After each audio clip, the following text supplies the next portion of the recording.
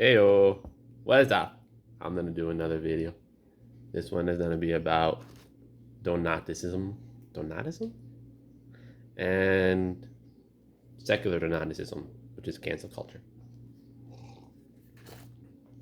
Donatism is a movement, a spiritual movement that started in North Africa, um, in the times of like the Romans.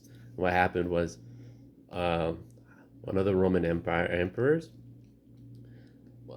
hated Christianity, and he decided that he was going to try to make all the Christians deny Christianity and all the pastors deny Christianity. And one of the ways that they were going to do it is they went around and they demanded that everybody turn in their Bibles.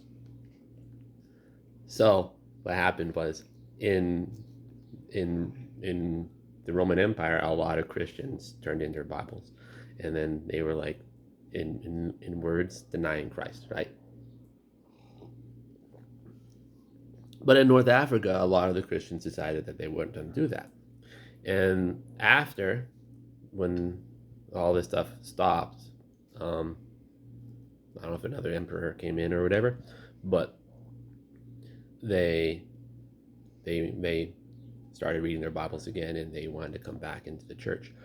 But this guy named Donatus Magnus, from like, I don't know if he was from Libya or Tunisia, but he was from Northern Africa, decided that he wasn't going to let anybody back into the church because like, you denied Christ, you displayed in times of crisis that you weren't really a Christian, so you're not allowed back in. Nobody who turned in their Bibles and nobody who rejected Christ gets to come back.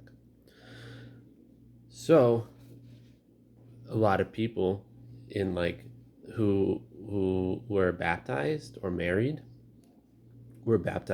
by priests and bishops that had turned in their Bibles, right? So the Donatus said that anybody who was married by a priest or had taken a sacrament from one of those priests or bishops that had turned in their Bibles, all their stuff was invalid, and they had to redo it. You had to be rebaptized, you had to be remarried, because nothing ever was legal from a priest that was reprobate.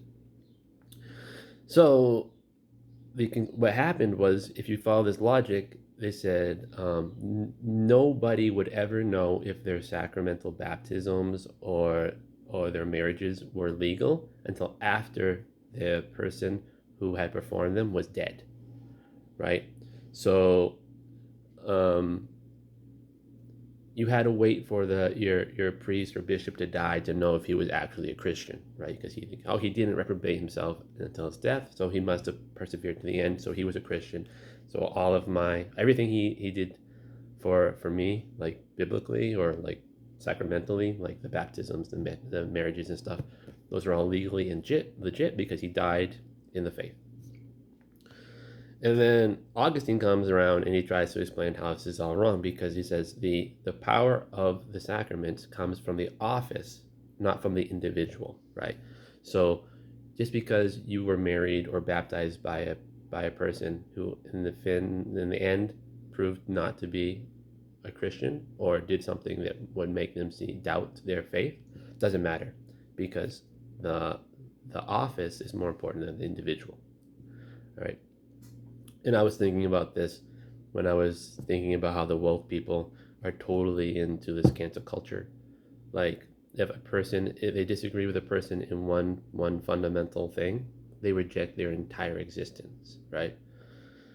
And like, they destroy people completely. And they say there's no real way for you to know that if you're truly secularist and woke, unless you die in your woke secular nature, right? So this is just Donaticism in a secular humanistic form, right? So the cancel culture, it shouldn't be surprising. It's a religion. Secular humanism, postmodernism is a religion, and the more extreme form of it is this wokeness. And this wokeness is basically embracing the cancel culture because it's basically secular Donaticism. It's a heresy, right?